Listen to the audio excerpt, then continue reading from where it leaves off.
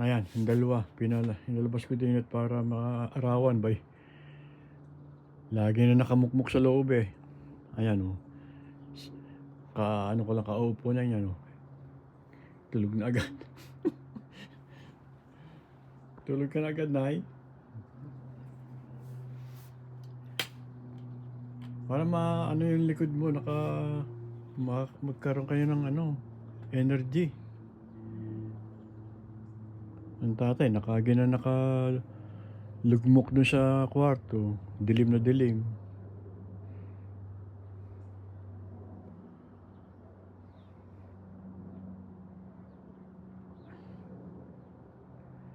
Eh, ko dun sa likod, sa harapan ni pag mahaba ang lakarin ni ayaw talaga ng nanay. So, ito. At least, kahit hindi mo makapaglakad, ayan, nakakatikim ng ng sikat ng araw.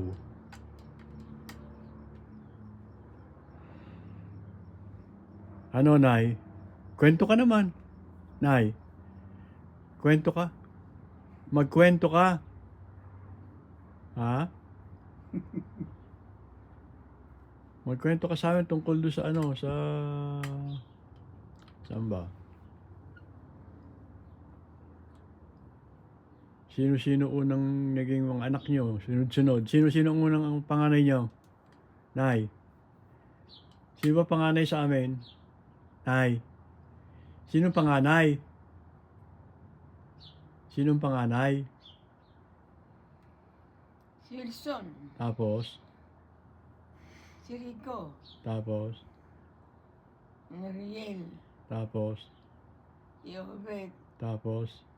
si Nene, Aba, galing ah.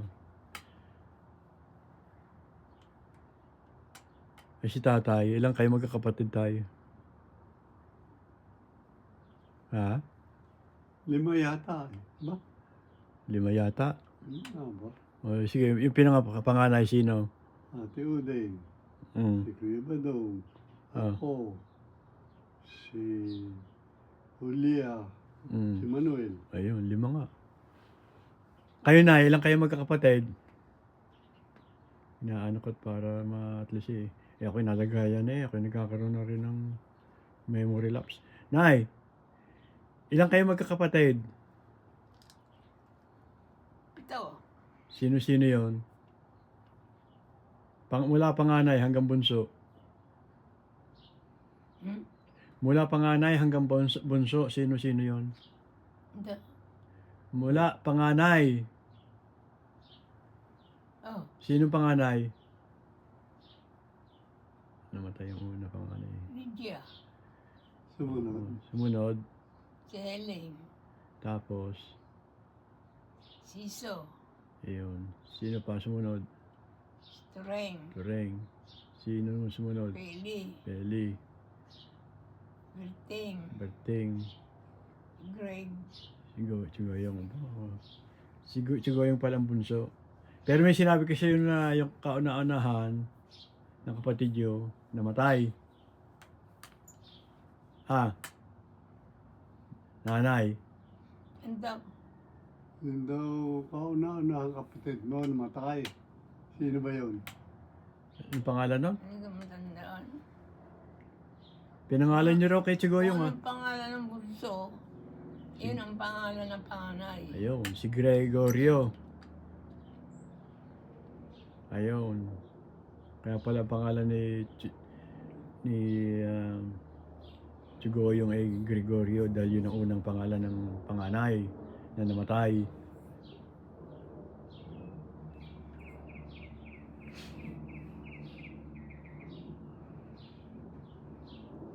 Baka may maikukwento pa kayo, Nay.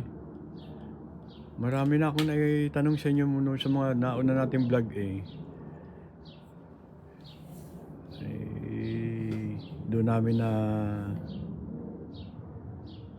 napagtanto na marami pala kaming hindi alam tungkol sa inyo. Ganon din ang tatay.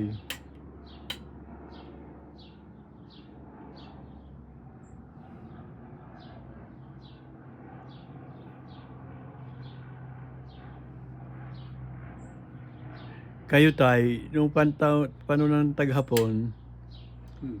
yung unang dating ng mga Hapon, paano nyo nalaman? Paano nyo nalaman na sinakop tayo ng Hapon? Nung sila nasa college na, eh, napapahan nila yung college. Ayun. Tapos ako yung nagtatrabaho sa kanila, nag-a-attend ako ng pawid. Ah, Kasi nakausap ko yung mga Amerikano na mga nakakulong. mm. Pero yun ano, teka muna. Kasi dumating ang Hapon April ata eh. Hindi ko na matandaan. 1942. 42 nga ba? Hindi ko matandaan. Ibig sabihin, bago dumating ang Hapon, may nakarinig kayong mga putukan. Oo naman. Yun muna. Hindi natakot kayo. Baka ano yung... Biyasa na eh. Hindi, ibig sabihin binalita na agad sa inyo. May mga Hapon na, nasakop na tayo ng Hapon, ganon. Paano nyo na nalaman?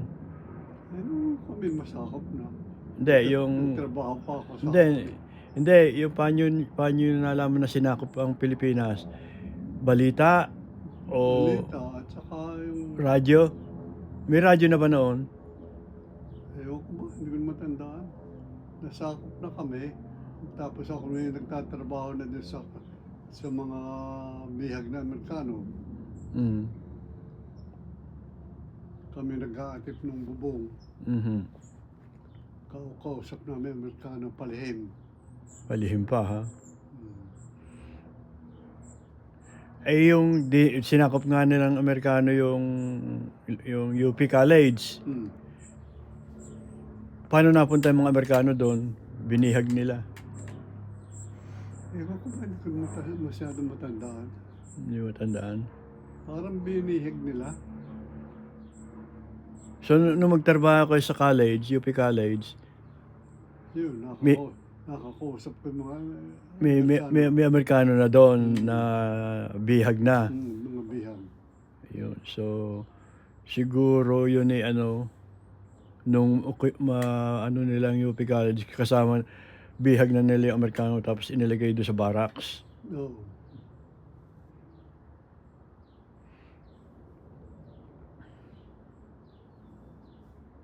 Nay, tulog ka na naman.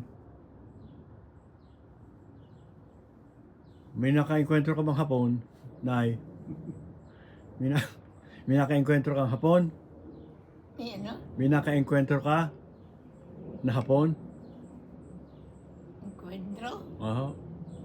Nakalaban? Nakalaban mo Hapon? Hindi. Takot sa akin ang Hapon. Kaya nga, sa tapang yung yan eh.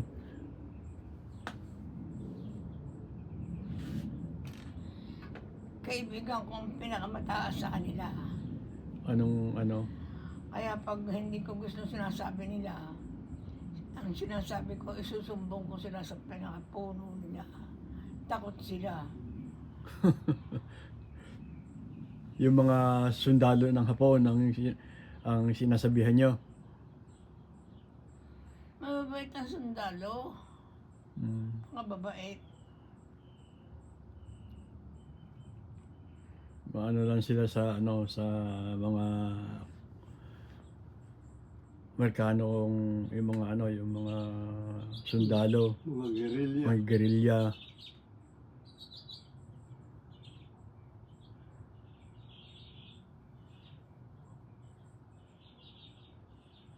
Kayo tay, ang si nung taga po na yung buhay pa si Lolo. Wala na yata. Wala na rin. Hmm. So kayo lang pala magkakapatid ang umabot ng gera. Tanggap ko. Nay, nung taghapon, buhay pa yung tatay ni Lelong. No? Buhay pa ba yung tatay ni Lelong nung gera? Mm. O, ano siya? Ano siya nung guerrilla? Wala, hindi kami inuwanan. Hindi ka iniwanan? Kahit siya hilahin ang kasama niya. Ang sinasabi niya, mahal ko yung aking pamilya, hindi ako naalis din eh. Oo.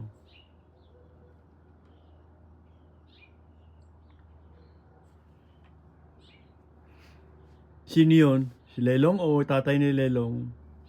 Yung matandaan.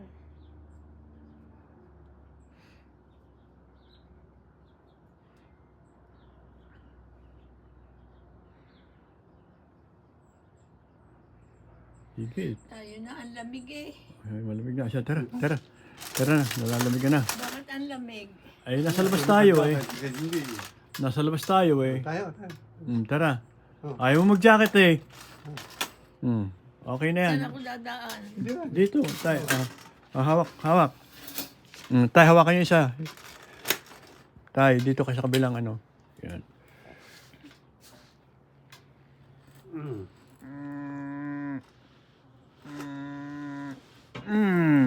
Yun. Oh. Yan, at least yun, 10 minutes. Nasa labas tayo. Kaysa yung bukas uli ha. Yan. Sa loob. Dito sa labas eh.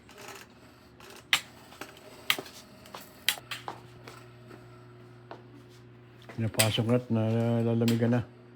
May pinadyak ko kanina, ayaw eh. Okay na raw yun.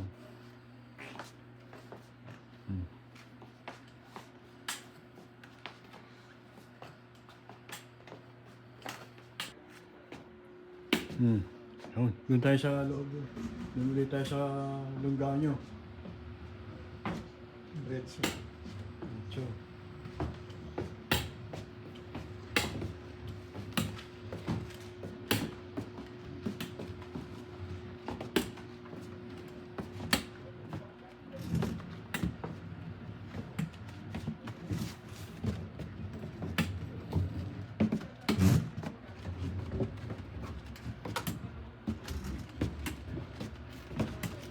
alam mo na, nice. Hindi. Kanan. Ito. Limutan mo na. Iwanan Iwanan na yan, Nay. Iwanan na yan. Sa labas. Yan. Okay.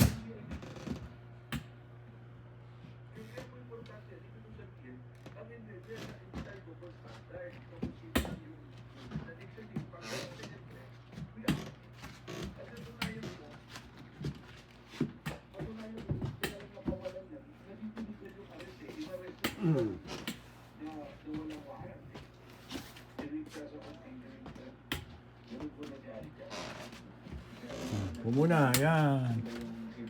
Tay, dito kayo. Upo kayo muna. Wala naman sa 50 million eh. Yun ang mas mukhang biro. Ano po.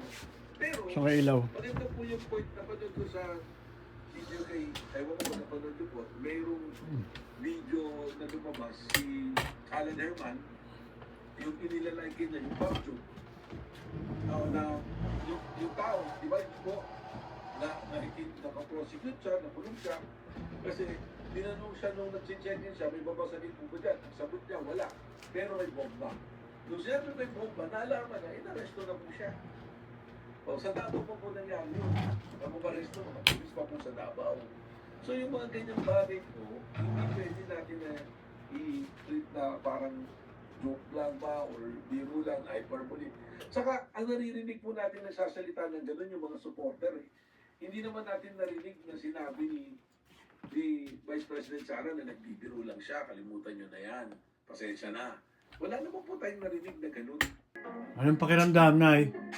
Yan naman. Ha? Ayos. Yeah. Dapat laging ganyan eh.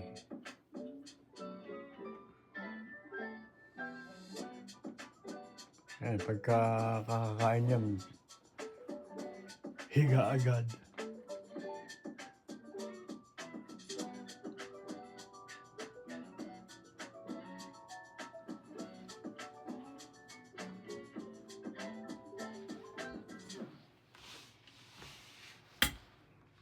Ihe. So, ibig sabihin, pag tinignan mo yun, hindi lang condition na pag may pinatay siya. Kasi, this is also expecting na pag may namatay, siya